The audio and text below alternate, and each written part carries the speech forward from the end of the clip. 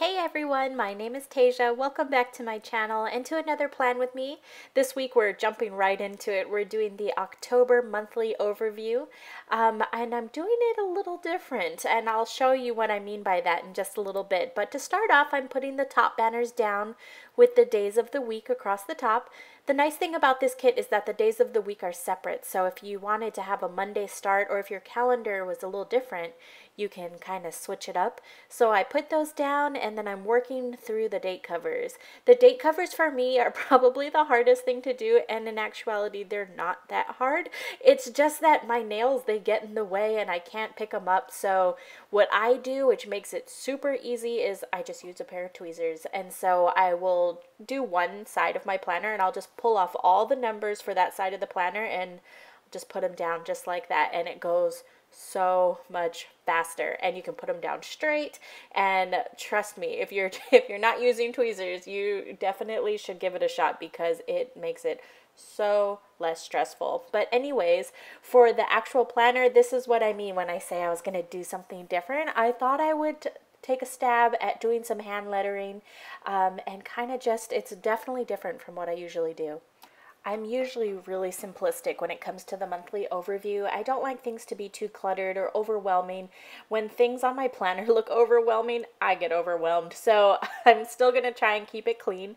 But what I did is I just wrote out in cursive, and then I'm cheating my way through the calligraphy and just thickening up all the downstrokes.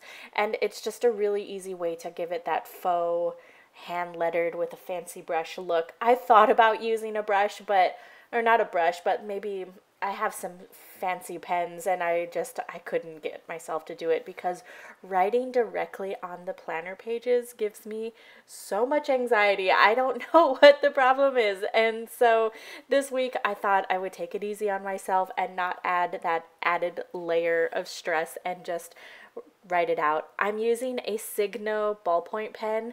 This pen, I don't know what it is about it. It's a .38 tip, but it allows me to write so much nicer than I normally do. I usually use a Pilot G2, and while I love the way it writes, I don't love the way it makes me write, if that makes any sense. I know you guys know what I'm talking about. There's just certain pens that you just love your handwriting in that pen, and this for me is it. You can get it at JetPens, I think, jetpens.com, but I get them from a local store here called Kinokuniya. I always have to say that slow, but that's what I'm using, and I'm just thickening it up. And then I thought, oh, it would be so pretty if I kind of did like a highlight around it. And so I'm testing out my highlighters on this piece of paper to see which ones make the pen bleed and which ones I like. And I thought I liked this one.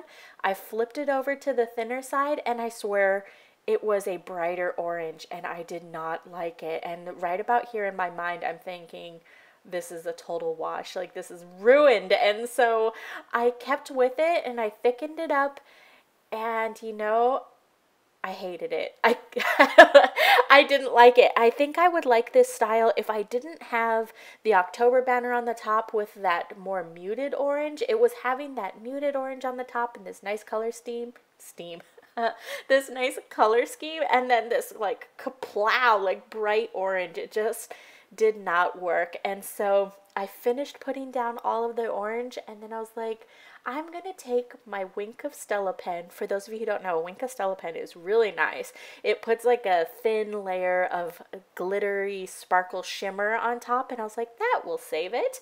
And so I put it on there, and it made my pen bleed even more. So I was freaking out, and I decided I'm just going to put a sticker over it. So I pulled up the date cover. I took some white out and covered up any highlighter that might be peeking out the sides, and I put a full box down, and we pretend like it never happened. The only downfall was I had to do the lettering again, and I had to use the permanent marker.